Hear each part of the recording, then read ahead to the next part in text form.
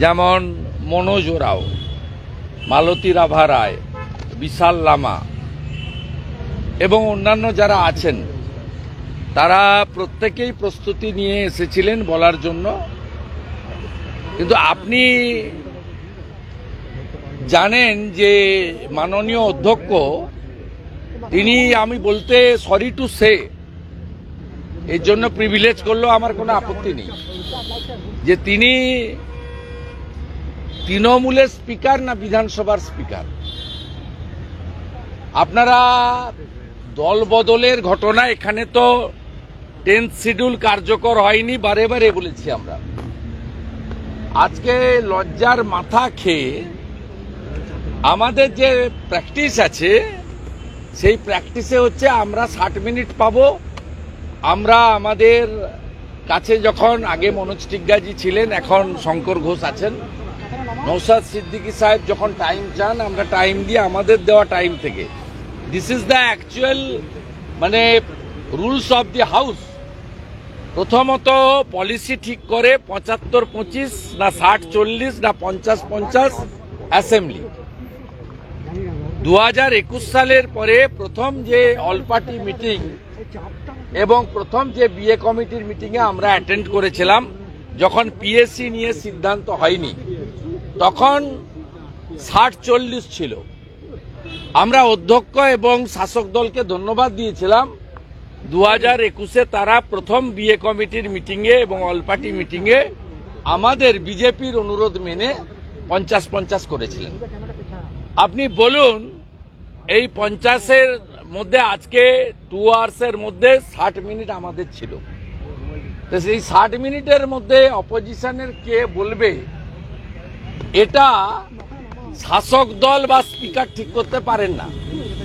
Question answer স্পিকারের হাতে, calling attention, mention speaker এবং তার অফিস ঠিক করে। আমাদের অপোজিশনের বলবে আপনাদের টাইম নিইনি।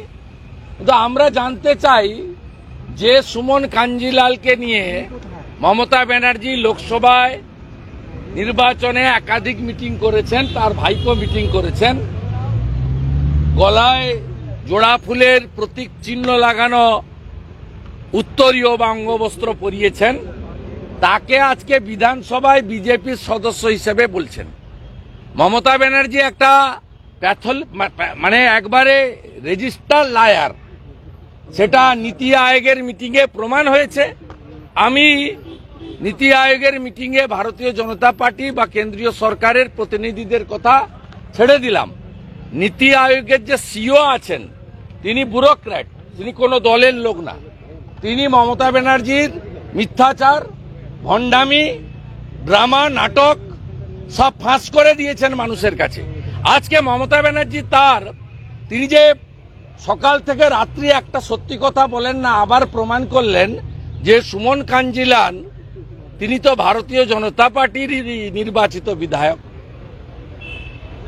আমাদের বিধায়করা বাধ্য হয়েছে এই অগণতান্ত্রিক, অবৈধ এবং এই রকম সুযোগ সন্ধানী সিদ্ধান্তের প্রতিবাদ করতে। প্রতিবাদের রাস্তা কি? অ্যাসেম্বলির ভিতরে মারামারি করবেন? প্রতিবাদের রাস্তা কি? অ্যাসেম্বলিতে স্লোগান শাউটিং করবেন? করেছেন, বাধা দিয়েছেন, বোঝানোর চেষ্টা করেছেন, করেননি। সেক্ষেত্রে আমাদের বাইরে বেরিয়ে এসে বলা ছাড়া কোনো রাস্তা নেই। কারণ পশ্চিমবঙ্গ একমাত্র বিধানসভা যেখানে লাইভ ভিউ হয় না। পশ্চিমবঙ্গ একমাত্র বিধানসভা যেখানে ইলেকট্রনিক ভোটিং মেশিনে ভোট হয় না। 26 সালের পরে ডিলিমিটেশনে 294টা বেডে 300 হয়ে যাবে, 1/3 মহিলা রিজার্ভেশন হবে। এই সরকার, এই মুখ্যমন্ত্রী, তার কোনো পরিকল্পনা নেই যে 300 এমএলএ কে নিয়ে 1/3 মহিলা এমএলএ আসবেন, 26-এর পরে কোথায় বসাবেন। স্বাভাবিকভাবে মুখ্যমন্ত্রী আলোচনায় অংশগ্রহণ করা, বঙ্গভঙ্গ ইত্যাদি নিয়ে যেটা বলেছেন, তার সঙ্গে বাস্তবের কোনো মিল নেই।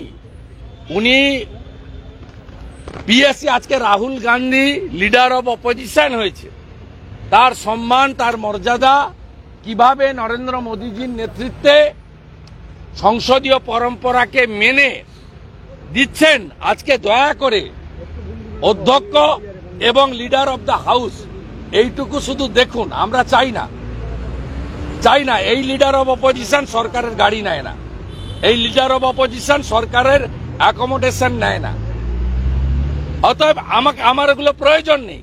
কিন্তু এই কথাবার্তাগুলো উনি বন্ধ করুন।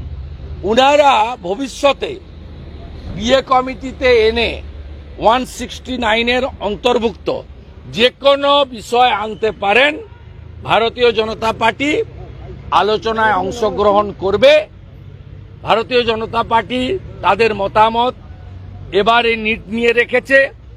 এর আগে পশ্চিমবঙ্গ দিবস, বিএসএফ এর বিরুদ্ধে রেজুলেশন, ইডি সিবিআই এর বিরুদ্ধে রেজুলেশন, একাধিক বিষয়ে আমরা আমাদের মতামত রেখেছি। অনেক জায়গায় ডিভিশনও আমরা চেয়েছি। আগামী দিনে 31 এবং 1 তারিখে হাউসে ন্যায় সংহিতা বিল নিয়ে যে অবৈধ রেজুলেশন ওনারা প্রোগ্রামে দিয়েছেন, তারও বিরোধিতা ভারতীয় জনতা পার্টি হাউসের ভিতরে করবে। আমাদের স্ট্যান্ড খুব ক্লিয়ার। দাওয়াতে ইসলামের ডাক দেওয়া ফিরাদ হাকিম, তাকে বিজেপির এমএলএরা প্রশ্ন করবে না। তার দপ্তর নিয়ে তাকে উদ্দেশ্য করে কিছু বলবে না, এবং তিনি যতক্ষণ না প্রকাশ্যে ক্ষমা চেয়ে তার মন্তব্য প্রত্যাহার করেন, কোনো আলোচনায় তিনি যদি ভাষণ দেন, সেই সময়কাল আমরা তাকে বয়কট করব। তার বাইরে আমরা সমস্ত বিষয়ে আলোচনায় অংশগ্রহণ করে আমাদের মতামত নথিভুক্ত করি। ভবিষ্যতেও আমরা সেটা করব। মাননীয় মুখ্যমন্ত্রী যিনি বিধানসভাকে দশকর্মা ভাণ্ডারে পরিণত করেছেন, সকালবেলা দাঁত মাজতে মাজতে মনে হয়েছে আজকে আমি যাব, এপাং ওপাং ঝপাং করব। তা কেউ জানে না, অপোজিশনের কেউ জানে না, প্রায় ইন্টিমেশন নেই। এবং আমরা রামপুরহাটের বাগটুইতে যখন মুসলমান মহিলা পোড়ায়, যখন পশ্চিমবঙ্গে নানা প্রান্তে গত 3.5 বছরে একাধিক ভয়ঙ্কর ঘটনা ঘটেছে, যখন দ্রব্যমূল্য বৃদ্ধি নিয়ে, যখন নানা ইস্যু নিয়ে আমরা ভারতীয় জনতা পার্টি নারী নির্যাতন নিয়ে বলি যে প্রশ্নোত্তর বন্ধ রেখে আলোচনা করুন, তখন ন্যূনতম আলোচনার সুযোগ পাই না। আজকেও আরেকটা সোমবার গেল হোম পুলিশ ডিপার্টমেন্টের, যে সোমবার পুলিশ মন্ত্রী কোশ্চেন আওয়ারে ছিলেন না, যে সোমবার পুলিশ দপ্তরের প্রশ্ন উত্তর দেওয়া হয়নি, প্রশ্ন নেওয়া হয়নি। তাই গণতন্ত্র, সংসদীয় ব্যবস্থা, বিধানসভার গরিমা, উচ্চতা এবং বিধানসভায় সবাইকে নিয়ে চলা, আর হাউস বিলংস টু অপোজিশন, এই জ্ঞান, এই নীতি বাক্য এই মমতা ব্যানার্জির কাছে শোনার বিজেপির দরকার নেই।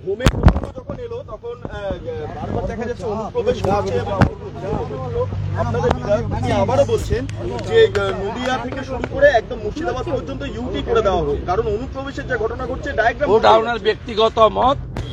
ভারতীয় জনতা পার্টি পরিষ্কার স্ট্যান্ড, আমরা বঙ্গভঙ্গ, বাংলা ভাগ, ইউটি, আলাদা রাজ্য এসব চাই না। দলগতভাবে আমি বলতে পারি, আমাদের বক্তব্য খুব পরিষ্কার। হিন্দু পলায়ন রুখতে অবিলম্বে অনুপ্রবেশকারীদেরকে চিহ্নিত করতে হবে। রোহিঙ্গা অনুপ্রবেশকারীদেরকে ঘাট ধরে বের করতে হবে। 72টা জায়গায় বিএসএফকে জমি দেওয়া হয়নি, কাঁটাতারের বেড়া করার জন্য অবিলম্বে জমি দিতে হবে। এবং উত্তরবঙ্গে এইমস সহ, উত্তরবঙ্গে আইআইটির মতো কারিগরি প্রতিষ্ঠান সহ উত্তরবঙ্গের বঞ্চনা নিরসনে অবিলম্বে পশ্চিমবঙ্গ সরকারকে কাজ করতে হবে। মুখ্যমন্ত্রী উত্তরবঙ্গে গাজলডোবা থেকে শুরু করে, রাজা ভাত খাওয়া থেকে শুরু করে, সেবক রোড থেকে শুরু করে, টাইগার হিল থেকে শুরু করে শিলিগুড়ির উত্তরকন্যা পর্যন্ত প্রাসাদগুলো বানিয়েছেন। কিন্তু উত্তরবঙ্গের যে মহাকরণ উত্তরকন্যা, সেখানে কোনো সচিব বসেন না, উত্তরবঙ্গের মানুষকে কলকাতা আসতে হয়। জলপাইগুড়ি সার্কিট বেঞ্চ এখনো পূর্ণতা পায়নি। উত্তরবঙ্গের মানুষ কলকাতা আসবে না, তাদেরকে হাইকোর্টের পরিষেবা, তাদের মহাকরণের পরিষেবা উত্তরবঙ্গ থেকেই দিতে হবে। উত্তরবঙ্গের এই আবেদনের সঙ্গে ভারতীয় জনতা পার্টি আছে। ভারতীয় জনতা পার্টি সরকার তৈরি করে প্রথমেই উত্তরবঙ্গের বঞ্চনা, অভিমান এবং যুক্তিসঙ্গত যে দাবি, সেই দাবিগুলো আগে পূরণ করে উত্তরবঙ্গের মুখে হাসি ফোটাবে। মালদা, মুর্শিদাবাদ সহ 9টা জেলায় কাঁটাতারের বেড়া সম্পূর্ণ করে, রোহিঙ্গাদের চিহ্নিত করে চুলের মুঠি ধরে তাদেরকে বার করার কাজ ভারতীয় জনতা পার্টি করবে। প্রয়োজন হলে বিএসএফ, এনআইএ এবং সবার সাহায্য নিয়ে কেন্দ্র রাজ্য যৌথভাবে হিন্দুদের হোমল্যান্ড এই পশ্চিমবঙ্গকে বাঁচানোর কাজ করবে। ঠিক আছে, আর প্রশ্ন নেব না। বিকেল 5টার সময় বাংলাদেশের ডেপুটি হাই কমিশনারের কাছে আমার নেতৃত্বে 20 জন বিজেপি এমএলএ যাবে কিছু নির্দিষ্ট বিষয় নিয়ে। সম্প্রতি ভারত বিরোধী স্লোগান নিয়ে আমরা কিছু তথ্য, ভিডিও, সিডি নিয়ে আমাদের ডেপুটি হাই কমিশনারের হাতে দেব, তাদের চিহ্নিত করে যাতে ব্যবস্থা না হয় সেই দাবিতে। ওইখানে বাকিটা বলবো। ঠিক আছে, একটা বিষয়, এটা কি আমাদের লেজিসলেচার পার্টির মিটিং, অনুপ্রবেশকারীদের এই বিষয়টা কি ওইখানে বলবো, ওইখানে। ঠিক।